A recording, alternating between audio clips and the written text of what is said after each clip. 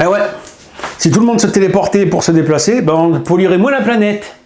C'est nul! Bon, début de vidéo, début de présentation, la Anycubic Ultra DLP.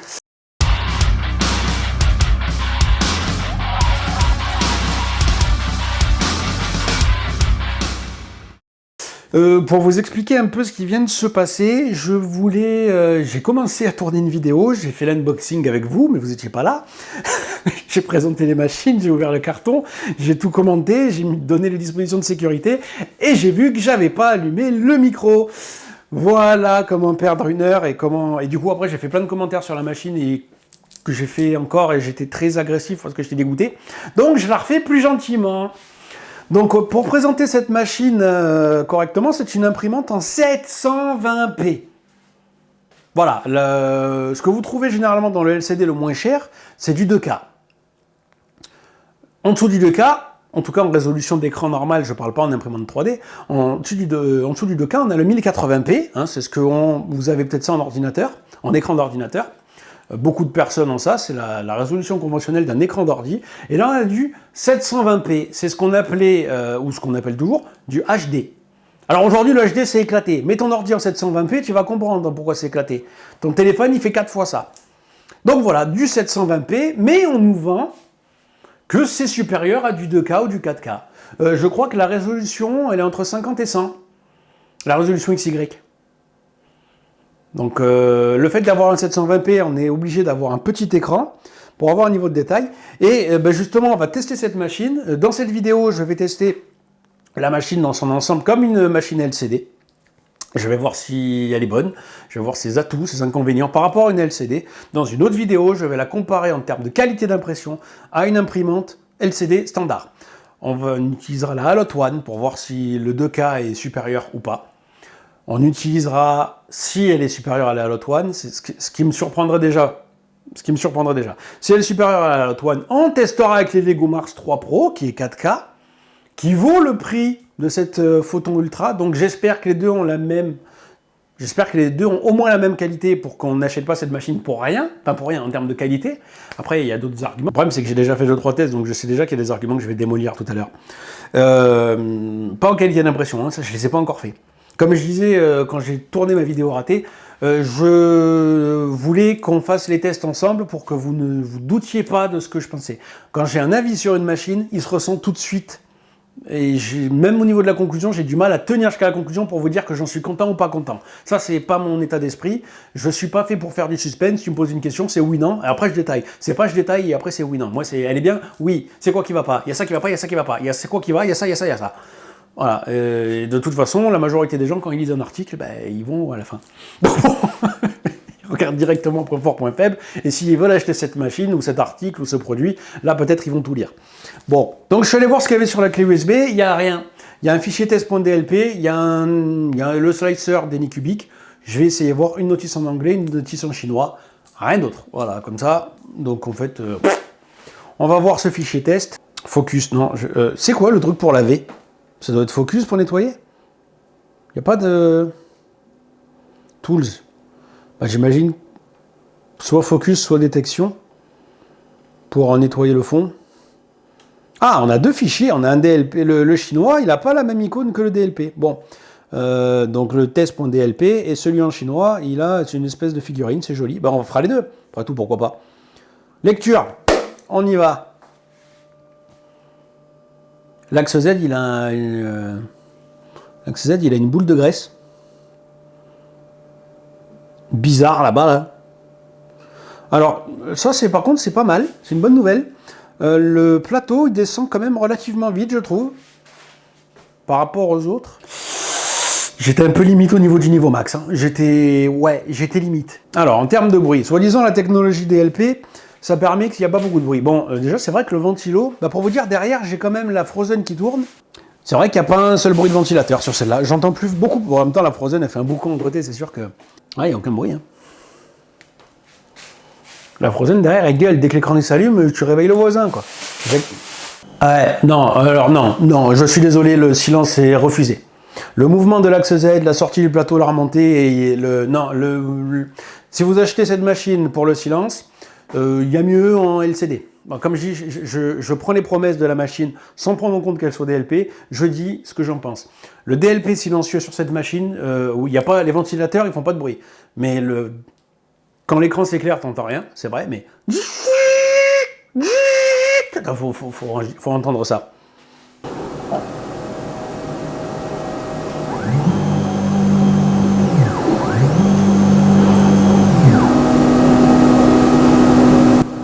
Voilà, c'est Robocop. Alors, bon, comme je dis, c'est pas horrible, c'est pas infernal, c'est pas un bruit, c'est un bruit qui est acceptable, hein, si je fais autre chose à côté, ça va pas me gêner. T'entends un bruit normal. Mais je vais encore comparer ça à la Alloy One, une imprimante LCD. La Alloy One, bon, ok, on entend un petit bruit de ventilateur, la Alloy One, c'est la différence. Mais le plateau, quand il bouge, j'entends rien. Ça dit, j'ai pas entendu de pop avec le FEP. Le bruit m'en fout. Donc, si vous achetez une technologie DLP pour le côté silencieux, vous trouverez sans doute mieux en LCD avec d'autres produits. Voilà, ça déjà, c'est l'argument que je détruis immédiatement. Bon, après, quand vous entendez la Frozen derrière, la Frozen, elle a un bruit à côté, elle me rend fou aussi. Bon, de toute façon, je ferai une conclusion finale après avoir fait des semaines de tests dessus. Mais pour l'instant, le silence, c'est pas bon. Enfin, c'est pas bon. Oh non, oh non. Je travaille à côté des Lego Mars, sinon ce bruit d'axe Z, il est pas normal. Par contre, j'ai pu remarquer quand elle descend qu'elle descendait plus vite que les autres. C'est peut-être aussi ça qui fait ce bruit. Peut-être que l'axe est plus... Oh la vache. Ça cache complètement le bruit de la Frozen qui imprime derrière. Ça le cache complètement. Ah ouais, j'entends plus la Frozen que j'entends ce truc-là. Non, je suis... Bon. Première opinion, le silence, vous oubliez. Cet argument n'est pas valable pour acheter cette machine-là. On se retrouve dans 3 heures. Bah pour vous, dans 2 minutes. Moi, je me retrouve dans 3 heures. A tout de suite. Bonjour. Hop là. Enfin, bonjour. Vous m'avez vu il y a 2 secondes. Mais moi, entre-temps, j'ai dormi. Désolé, je fais la pause café. Alors, pour tout vous dire... Ouais, je regarde avant vous. Ouais, bon, je suis pas impressionné pour le moment. Pour tout vous dire, j'ai déjà récupéré le fichier que j'ai lancé donc hier, enfin, il y a 2 secondes. Ouais, donc j'ai déjà mis à la cure, donc je vais déjà aller le chercher. Et j'en ai lancé un deuxième entre-temps. Et Anycubic, ils sont quand même forts pour trouver les fichiers test, parce que c'est vrai que le fichier de test, il est beau. Il est très beau. Si, il est très très beau le fichier. Le fichier est très très beau, il est magnifique. Mais je suis pas impressionné. Après, d'un autre côté, les seules promesses qui sont faites, c'est qu'on soit au niveau d'une qualité 2K, voire 4K. Et moi, j'imprime déjà en 8K. Enfin, alors, comme je dis, le 8K, ça ne veut rien dire, ça dépend de la taille de votre machine. Mais en gros, une 8K de moyenne taille, ça fait une résolution de 28 microns. Et une 2K de petite taille, ça fait une résolution de 50 microns. Et là, c'est les 80 microns DLP. Mais, donc, ils estimeraient que les 80 microns DLP, c'est entre 50 et 35 microns LCD. Bon, en tout cas, le fichier est sympa. Le fichier est très joli, il y a des trucs qui ressortent. Non, là-dessus, rien à dire. On va sortir le fichier que j'ai imprimé cette nuit, on va le regarder ensemble. C'est la première fois que j'utilise cette résine aussi. Hein. La qualité de certaines résines est ultra important pour la qualité de la figurine. Je suis en train de rédiger le test sur la Alloy One. La première figurine que j'ai fait avec la Alloy One, je l'ai testée après sur une imprimante de meilleure qualité. Et en fait, la Alloy One s'est fait rétamer. Mais j'avais pas mis les mêmes résines. J'ai mis les mêmes résines et en fait la différence, elle était beaucoup moins perceptible à ce moment-là. Donc la résine joue tellement sur la qualité d'une figurine que c'est vraiment très difficile à voir. Bon alors c'est une résine aux plantes mais elle pue quand même. Hein. Oui non encore ça va. Enfin c'est pas à la rue. Pour du 720p franchement faut le dire c'est pas à la rue. Alors le plateau il y a marqué qu'il adhère. Je vous garantis qu'il adhère bien. Eh ben dis donc. Il faut que je recule. Là, il me faut de la place. Là, il va me falloir de la place. Alors, l'adhérence du plateau, ouais, je vous confirme que ça marche. Alors, le fichier test Anycubic. Le fichier test Anycubic, ils me l'ont imprimé droit, sans aucun raft, sans aucun support. Ne faites jamais ça. Ne faites jamais ça. Il n'y a pas pire. Du coup, là, je vais mettre une deuxième paire de gants parce que je ne vais pas avoir le choix. Et on va devoir faire pression sur la figurine en espérant qu'on l'explose pas. Je vais arriver à mettre les gants, ne vous inquiétez pas, je vais y arriver. Pas du tout, j'arrive pas. Bah, c'est là que je vais avoir besoin des spatules à l'ancienne. Bon, je vais le laver tel quel, ce sera peut-être plus facile à enlever une fois que je l'aurai un peu usé. On met l'adaptateur. Est-ce que ce plateau va sur l'adaptateur? Il n'y va pas. Il n'y va pas, ou alors faut le mettre en biais. Bon, on va le mettre en biais. On va le mettre à la diagonale. Et pendant ce temps, je vais pouvoir parler de l'autre. Alors l'autre, je l'ai fait sécher. Hein. L'autre, je l'ai fait sécher. Ouais, bon après, comme je dis, les détails sont très beaux. Hein. Les détails sont très très beaux. Il faut que je m'enlève de la caméra, sinon ça zoome sur moi. Non, ils savent faire les fichiers, franchement, le fichier il est propre. C'est sûr que vous n'obtiendrez pas ça à une qualité filament. Il faut que j'imprime ce fichier, il faut que j'arrive à imprimer ce fichier avec les autres machines. Et il faut que je teste avec une autre résine. Mais non, pour l'instant c'est propre. Franchement, c'est vrai que sur là on dit 720p DLP, je sais qu'Anycubic vendent pour le moment encore assez cher, parce que la technologie DLP coûte cher, et Lego aussi arrive sur ce marché-là. Pour plus de 500 balles, on a une 2K DLP. Donc si le 720p est effectivement équivalent à du 2K, 4K LCD standard, le 2K DLP il serait équivalent à du 8K standard. Mais le problème c'est que c'est le rapport qualité-prix qui me dérange. Mais d'un autre côté, ça j'y reviendrai en conclusion, mais d'un autre côté la DLP, il n'y a pas que la qualité d'impression, il y a normalement le silence. Bon, je suis mitigé sur le silence comme vous l'avez vu. C'est vrai pour il n'y a pas de bruit de ventilateur, mais le bruit du mouvement, il y a des choses à faire. Alors peut-être que c'est réglable avec de la graisse ou quoi, mais ça m'étonnerait. On a une durée de vie quand même qui est 10 fois plus longue, donc c'est vrai que pour une activité professionnelle, c'est pas mal. Une activité professionnelle, ça fait que, comme je dis, 2000 heures, si vous tournez tous les jours, au bout de 2 ans, vous la changez votre machine. Hein. En tout cas, vous changez l'écran. Après, ça coûte quoi un écran DLP? Ça serait bien de le savoir. Alors que là, 20 000 heures, vous en avez du coup pour 20 ans. Hein. Donc ça peut être bien pour de la joaillerie, vous faites des petits bijoux, vous vendez des bijoux, vous faites des articles en résine. Quand il y a des gens qui vendent des produits un peu ésotériques, bah en plus qui dessinent un petit peu, c'est peut-être quelque chose de pas mal ça pour eux. Quelqu'un qui font les marchés, qui vendent leurs figurines entre guillemets artisanales, pas parce que c'est fait avec une machine, mais quand tu utilises un truc pour biseauter le bois ou une imprimante résine, du moment que c'est toi qui le fais manuellement, que tu découpes des supports, que tu pompes ce que tu peins, c'est artisanal hein, sur le papier. Je m'aventure sur un terrain glissant. En plus, elle est plutôt jolie cette résine jaune. Alors, je sais pas si c'est la résine jaune ou le produit en lui-même, mais on voit à travers, ça fait des effets de lumière, c'est plutôt joli. Non, en tout cas, le fichier test, très bien. Voilà, le fichier test, très bien. Incroyable, je sais pas. Incroyable, je sais pas. Sachant qu'il y a des résines DLP. J'ai acheté de la résine DLP, ça coûte super cher. C'est 60 € le kilo. Combien?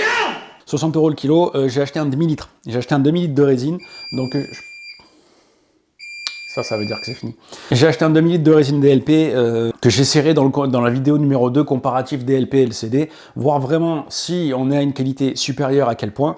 En tout cas, c'est propre. On testera aussi la consommation électrique d'ici là à la conclusion, parce que c'est aussi une des promesses de la machine, une consommation 3-4 fois inférieure aux autres.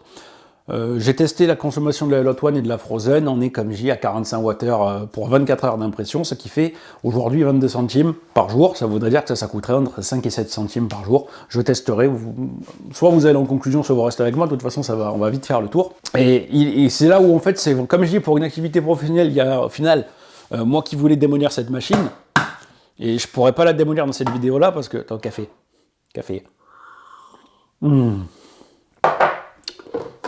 Malabar des Indes, le café, c'est un Malabar des Indes que j'achète moi. Est-ce que je vais réussir à l'enlever ce truc là, Vraiment, le plateau il a derrière. Ça passe pas. Anycubic, j'en profite parce que c'est vrai que vu que j'ai cassé ma vidéo d'hier, j'ai pas parlé de ce qu'il y avait dans la boîte d'accessoires. À peu près il y a tout. Hein. Vous avez les 2 spatules, vous avez des filtres à résine, vous avez les 3 clés à laine, vous avez le papier de calibration. Le papier de calibration, moi j'adore ça. Ça paraît ridicule. On parle d'une feuille A4, une demi-feuille A4 qu'ils vous envoient, mais c'est un geste que je trouve vraiment sympathique. Moi. Donc ouais, les spatules, les filtres à résine, la spatule en plastique qui est plus épaisse que les autres, alors bonne ou mauvaise chose, j'en sais rien, mais ça veut dire que ça leur coûte sur le papier plus cher. La spatule en acier, on va l'essayer. Il y a quelques gants, plusieurs gants bleus, alors j'ai jamais trop confiance aux gants qu'ils envoient, parce qu'on sait pas, il n'y a pas marqué ce que c'est. Il y a des masques pour le Covid, surtout que dans les résines Anycubic, il y a quand même marqué qu'il faut porter un masque. Bon. On en parle de la spatule envoyée par Anycubic, je viens de la déballer les gars. Je viens de la déballer, elle est flinguée. Il manque un vis. Il n'y a pas marqué ce que c'est. Il y a des masques pour le Covid.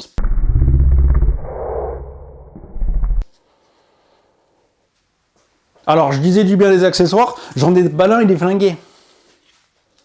Le truc est neuf, je viens de l'ouvrir, le truc est neuf. Bon, du coup, je vais pas en dire du bien, finalement. C'est peut-être le genre de plateau ou un plateau magnétique, ça pourrait être intéressant. Bon, en tout cas, normalement, vous faites pas de ce genre d'impression à plat, écrasé sur le... Alors, maintenant que j'ai lavé, faut qu'on en parle. On voit clairement des détails de ces vêtements. On voit à travers. Encore une fois, je sais pas si c'est la machine ou si c'est la figurine. Mais ce genre de détails-là, c'est assez incroyable. Ça, clairement, là, je suis assez surpris. Mais comme je dis, c'est la première fois que je fais cette impression-là, donc... décidément, faut essayer de faire un point de levrée, un point de pression. Mais c'est un truc de fou! Je veux pas la casser. De toute façon, je vais pas avoir le choix, quitte à pas plus me servir du plateau. Mais c'est ouf! J'arrive pas à décrocher le bordel! Et avec leur spatule pétée, là, putain! Ni cubique. Alors, vous voyez, là, si je fais ça... C'est une connerie, hein, parce que là, je risque de me casser la main. Donc, je lâche ce truc-là. Donc, je mets pression. Non, mais attends. Ça bouge pas. Ça bouge pas, j'arrive pas à aller dessous. Je suis en train de massacrer le plateau. Bon, ce fichier test, j'en suis pas content. Mais la conception du fichier test, de le faire imprimer droit... Déjà, en fait, ils te font des fichiers test, c'est des machines. C'est des sociétés spécialisées dans les impressions résine. Ils te mettent un fichier test, ils te l'orientent... de la façon dont ça doit pas être orienté. C'est pas normal. C'est pas normal. Enfin, c'est dommage. Non, vraiment. Vraiment, cette figurine, les détails, le détail du gilet où on voit à travers, c'est vrai. Ça, là, par contre, je suis assez impressionné. Franchement, est-ce que c'est le DLP qui fait ça? Ça, il faut que je retrouve ce fichier et que je l'imprime sur la Hello One. Autant le visage, vous voyez, le visage, je suis vraiment pas impressionné. C'est joli, hein, mais je suis pas impressionné du visage. Autant le gilet c'est assez ouf. Ça peut être vraiment... Le gilet, le visage, il y a même de l'aliasing quand on regarde de très près. Ah oui, non, ça c'est pareil, il faut que je vous le filme. Mais on voit des traces de couches sur son visage qui sont... Alors ça peut être lié au fichier, comme je dis, hein, c'est peut-être le fichier qui est de mauvaise qualité d'impression. Je sais qu'Inicubic, c'est un truc où il y a des problèmes d'anti-aliasing sur leur slicer ou sur leur machine régulièrement. En tout cas, c'est des choses qui sont remontées. Non, mais là, je suis désolé, le visage est pas beau. Ça, je vous le dis, le visage, on voit clairement les problèmes de couches. Elle a plus de traces sur la tronche que moi. Par contre, le gilet, oui, voilà, je vais le dire une quatrième fois, le gilet est beau. Je vais continuer de galérer à enlever ce truc-là. Je vais faire des tests d'ici aujourd'hui, dans une semaine, pendant une ou deux semaines. Donc vous, ça va durer quelques instants, vu que vous me retrouvez à la fin de cette vidéo. Je vais faire d'autres prints, je vais tester d'autres résines, je vais faire la consommation électrique. Et je vous retrouve en conclusion pour vous dire ce que j'ai pensé de cette machine. Merci d'avoir suivi jusque-là et à tout de suite, du coup.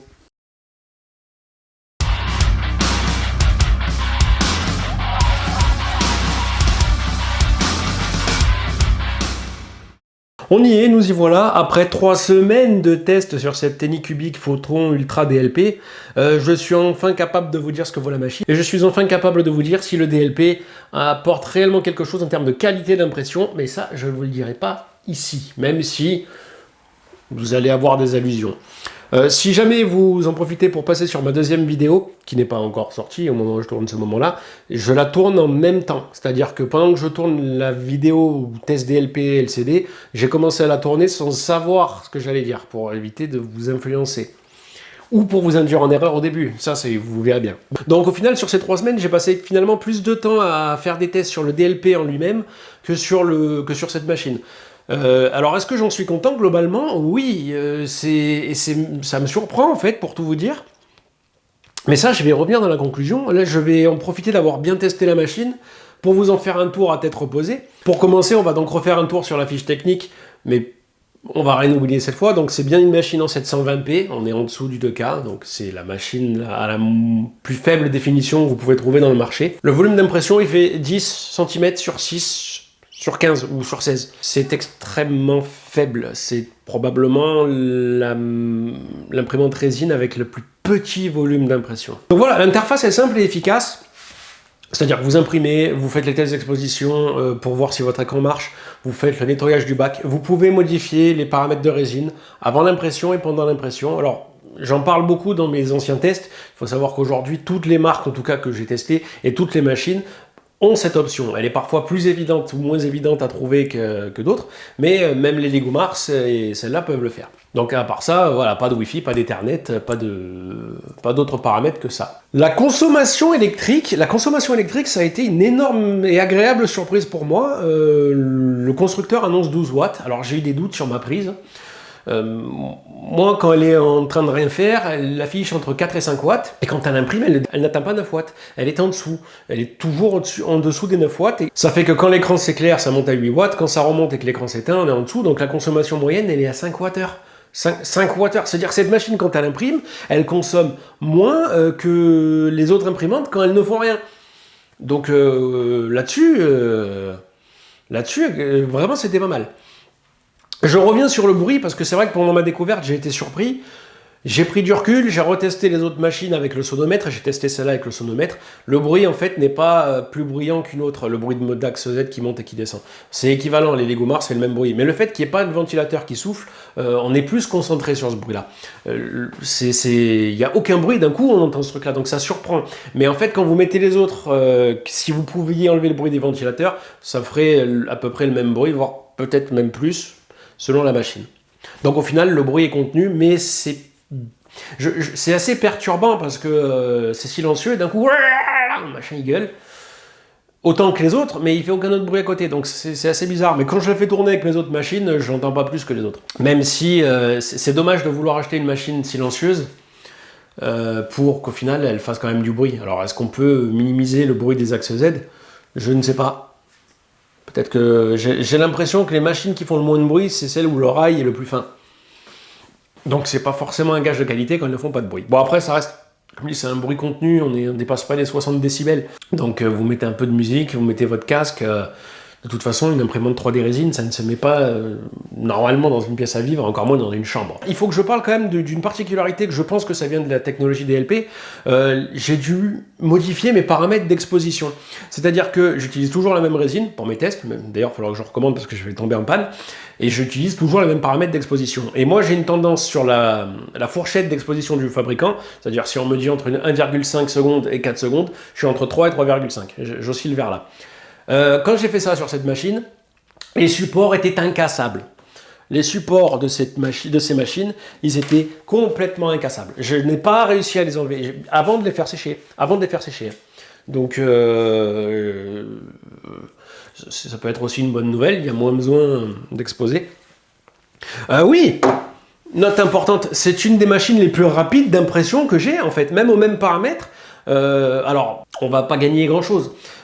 Sur un print de 8 heures, j'ai gagné 40 minutes par rapport aux autres machines. Ça fait 7h20. Bon, ça reste long, mais faut le dire.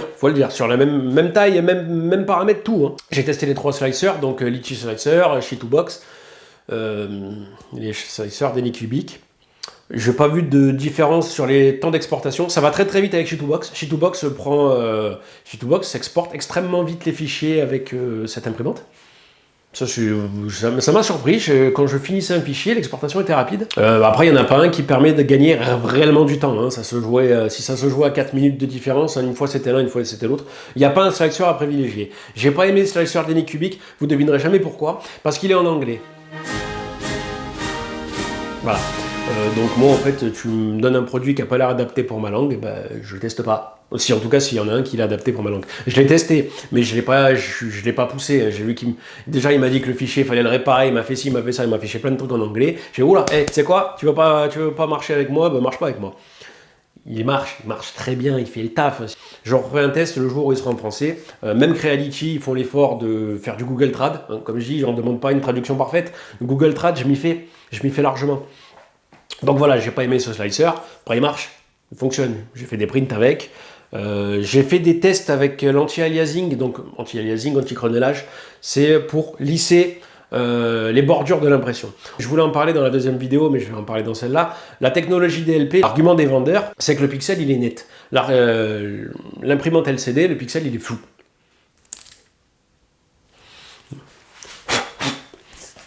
Donc, il y a ce qu'on appelle un procédé de marche d'escalier, c'est-à-dire que vous voyez parfois les couches un peu plus facilement. J'ai essayé de minimiser ça. Et le problème, je suis obligé d'en parler.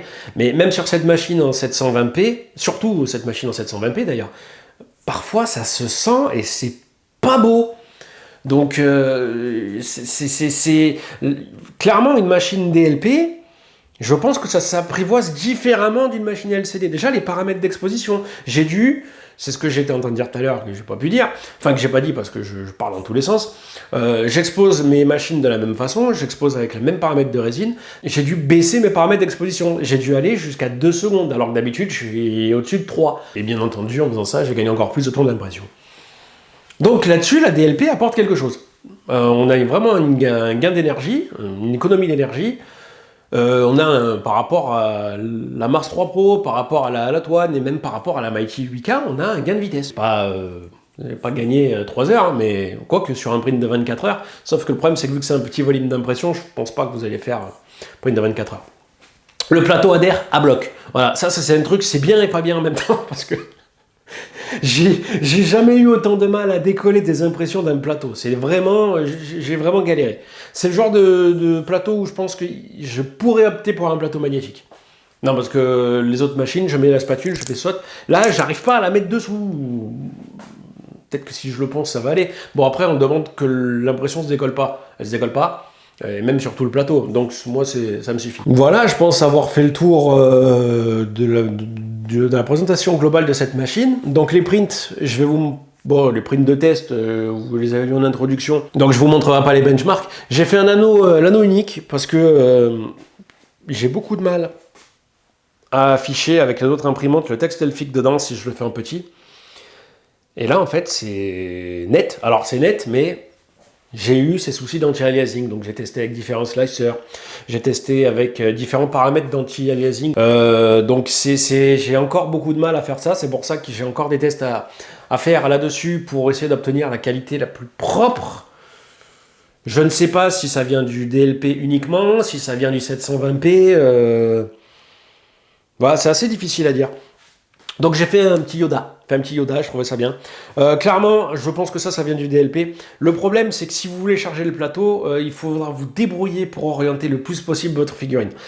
Tout ce que j'ai imprimé droit, ça m'a fait des trucs qui étaient dégueulasses.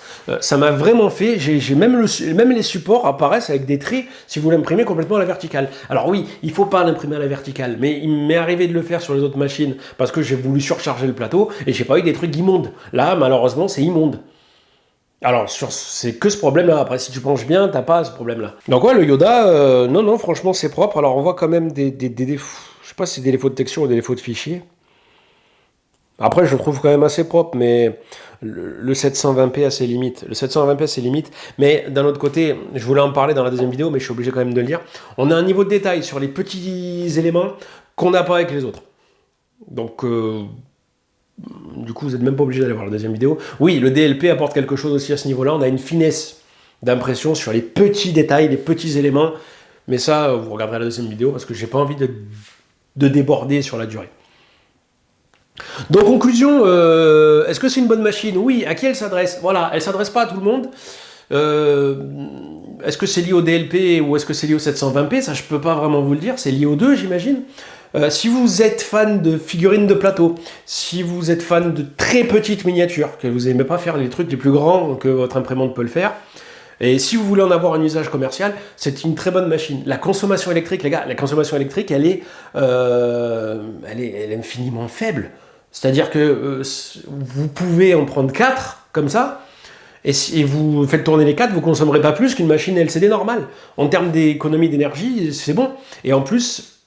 le constructeur justifie que son écran tient 20 000 heures, alors que les autres tiennent 2000 heures. Donc en plus, ça tient 10 fois plus longtemps. Donc tu veux faire des petits santons, des figurines pour la crèche de Noël, ou peu importe, quelque chose que tu vas commercialiser, ou en tout cas que tu vas utiliser pour que tes machines tournent tournent régulièrement, voire souvent, voire quasi souvent. Voilà, donc tu vas avoir plusieurs machines, elles l'impriment vite, elle fait des petits détails très précis. Non, là-dessus, ça peut être bien. Maintenant, si tu veux faire un truc énorme, même si tu te dis, je vais acheter une petite machine, est-ce que je prends celle-là ou est-ce que je prends les Lego Mars ou la Lot One ou la Mono X ou une autre Mono, une autre Anycubic LCD, en fonction de ton budget. Il est évident, ça je suis obligé de le dire, cette machine ne l'achetez pas à 300 €. Vous pouvez la trouver selon les sites à moins de 200 €. À moins de 200 €, c'est un investissement, ça peut être intéressant, comme je dis, dans cet usage-là. Soit vous voulez faire que des petits trucs, voire les plus petits, vous voulez faire des jetons de Monopoly, des jetons de jeux de rôle, ou des sontons, ou des trucs à commercialiser, voilà, Oui. Vous voulez faire des figurines de collection pour vous? Non. Non, pas celle-là.